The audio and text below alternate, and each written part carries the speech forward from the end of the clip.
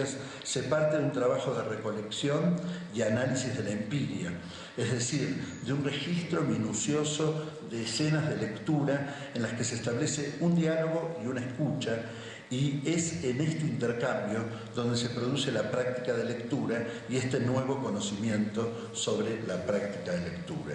Este conocimiento es construido en el escenario de la práctica de enseñanza y por los propios actores de la práctica.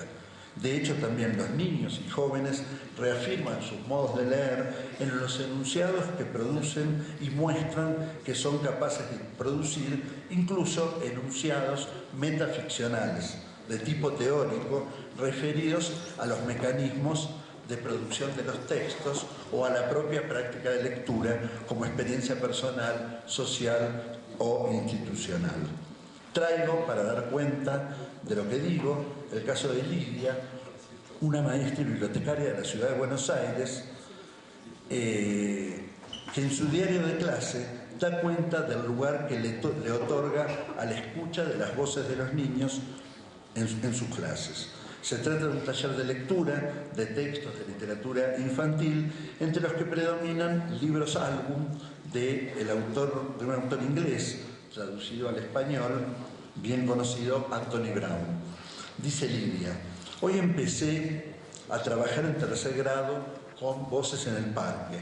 Al entrar a la biblioteca, un nene me dio por escrito sus opiniones sobre los libros leídos en clases anteriores. Le pedí que las leyera en voz alta. Decía: el libro de los cerdos me intrigó, porque cuando está el padre en un sillón se le veía forma de cerdo.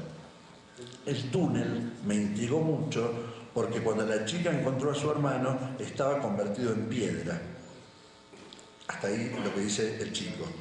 Intriga, pensé, dice la bibliotecaria. Qué nombre tan apropiado para la sensación que producen estos libros. Decidí preguntarle a los demás. No son fáciles, acordaron. Dejan muchas cosas sin decir, dijo una nena. Y entonces pregunté, entonces hay que pensar, dijo. Es evidente que el hecho de tener que llenar los hiatos que el texto deja los ha movilizado. La necesidad de encontrar un sentido a un texto no unívoco, confrontando diferentes interpretaciones, les ha producido inquietud y claramente lo diferencian de los cuentos convencionales. Como se ve en este ejemplo, la reflexión es múltiple. Por un lado, los niños toman conciencia de las dificultades y desafíos que proponen los textos. Cuando hablan de intriga, dejan muchas cosas sin decir, etc. Reflexionan sobre la propia práctica de lectura. No son fáciles, hay que pensar. Y por su parte, el maestro bibliotecario valora estas reflexiones. Intriga, pensé, qué nombre tan apropiado, etc. Y reflexiona el maestro sobre los procesos de lectura de sus alumnos. Es evidente que el hecho de tener que llenar los hiatos, etc., y lo traduce el maestro en términos de conocimiento escolar específico sobre la literatura. La necesidad, dice el maestro, de encontrar un sentido a un texto no unívoco, cuentos, cuando habla de cuentos convencionales, etc., la contraposición ahí está refiriendo conocimiento específico sobre la literatura. En otro momento de su diario, Lidia registra otra situación de lectura. Niños de primer grado de primaria leen Voces en el Parque, del mismo autor, Anthony Brown. Libro que había sido leído antes en otra experiencia por los niños de tercero. Estos son los niños de primero.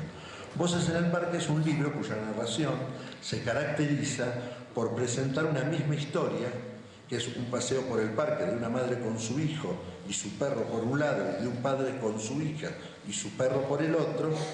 La historia es contada desde 4 puntos de vista diferentes, de los niños y de los dos niños y de los 2 adultos. Escribe Lidia: si bien al igual que los chicos de tercero asociaron las imágenes con los sentimientos de los personajes, no pudieron comprender la simultaneidad de las historias. Decían, cada uno fue a un parque diferente. Y entonces, ¿cómo se encontraron los perros y los nenes?, pregunté. Pero volvieron a responder apelando al hechizo.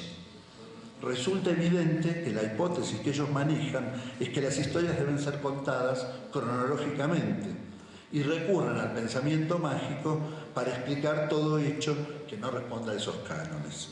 Otra vez se destaca, digo yo, el oído fino de Lidia, la bibliotecaria, que le permite advertir la resistencia, acaso propio de la edad de los chicos de primer grado, a pactar con una estrategia narrativa que se distancia de las formas convencionales de narrar a las que están habituados los niños más pequeños.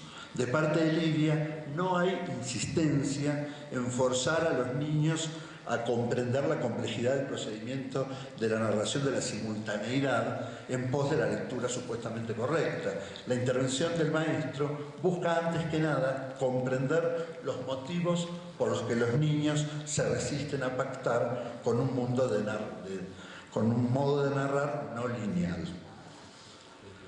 Contra la expectativa social de que la didáctica de la literatura sea proveedora de prescripciones, una posición que jerarquiza la producción de conocimiento literario por parte de docentes y alumnos en cada una de las escenas de enseñanza, recuperará ese modo de producir conocimiento didáctico que se gesta en cada aula. Un tipo de conocimiento habitualmente no valorado a la hora de construir la didáctica de la lengua y la literatura. Esa epistemología del sujeto conocido valora entonces la palabra de niños y jóvenes, sus modos de relacionarse con el conocimiento como base para la construcción de una didáctica de la literatura apoyada fuertemente en el diálogo y en la interacción como estrategia de intercambio. De este diálogo surgirán sin duda los mejores argumentos para que otra vez la literatura sea parte fundamental de la experiencia escolar. Gracias.